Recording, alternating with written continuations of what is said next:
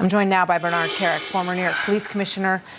Good to have you here, sir. I mean, this is getting out of control. It's already out of control across the country. What do you see happening? You know what, Martha? The numbers in Chicago have even risen since last night. I think they're up to about 114 over the weekend. But the bottom line is that's been going on in Chicago, in other cities like Chicago that are run by Democrats for the last several years. What's frightening to me is what's happening in New York City, where you had 30 years of crime reduction, 30 years of violent crime reduction, 30 years of murder reduction, some of the most substantial murder and crime reduction, violent crime in the history of the country. And within a matter of a year, under de Blasio and Governor Cuomo, that has completely reversed to the point of over a 300% increase in shootings in a 30-day period this year versus last. We've seen a lot of changes, and we've seen COVID-19 take a lot of lives in New York. This is Mayor de Blasio. Let's play this. I'm very concerned about the uptick in shootings. We have to make sure we can handle that. And we have to make reform. I came here to make reform. We have to make reform the right way. And I am convinced we have now struck that balance. What do you say to that? What balance? The balance of increase in violent crime and murder? There is no balance. What's the reforms? He's put forward no reforms. The only reforms they put forward is the bail reform, which basically is an element where you don't lock anybody up. They get arrested and they're out within 6 hours and they're back doing what they were doing in the first place. Yeah.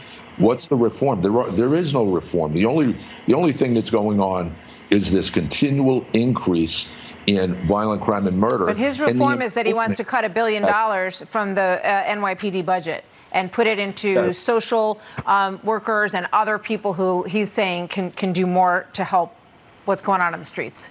Here's what happens if you take 15% of the NYPD's budget. You lose their capabilities for counterterrorism measures. You'll lose patrol measures. You'll lose resources. You'll lose equipment. That's an enormous hit for the NYPD. It's irresponsible.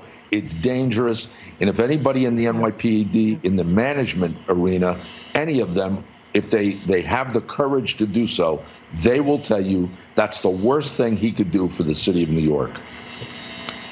We saw that police officers over the weekend were hit with glass bottles. I think we have some video of that. They were responding to a spot shotter call at 4 a.m.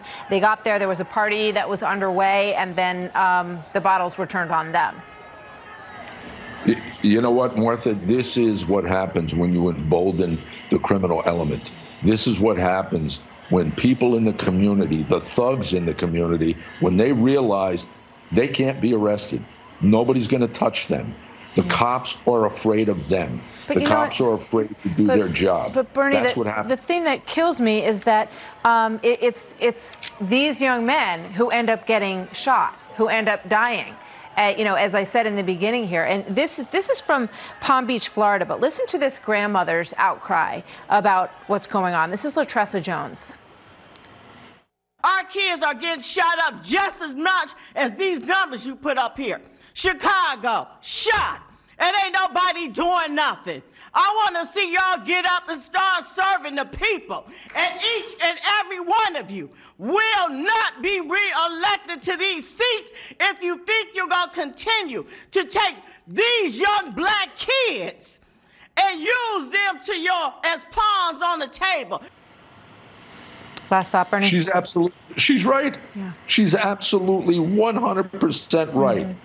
The political leadership in these cities, whether it's Chicago, West Palm, no matter where it is, the political leadership is at fault.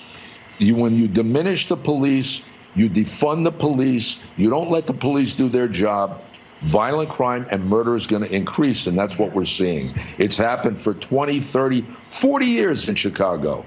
Now it's going to happen all over the country, and the Democrats are allowing it to happen. And that woman, whoever she is, she was 100% right. Oh, Brandon Hendricks, 17 years old, was supposed to be playing basketball at St. John's in the fall, and it's heartbreaking that young man won't have that opportunity because of the violence that we're seeing in this city and all the other children that we have shown over the past few weeks as well.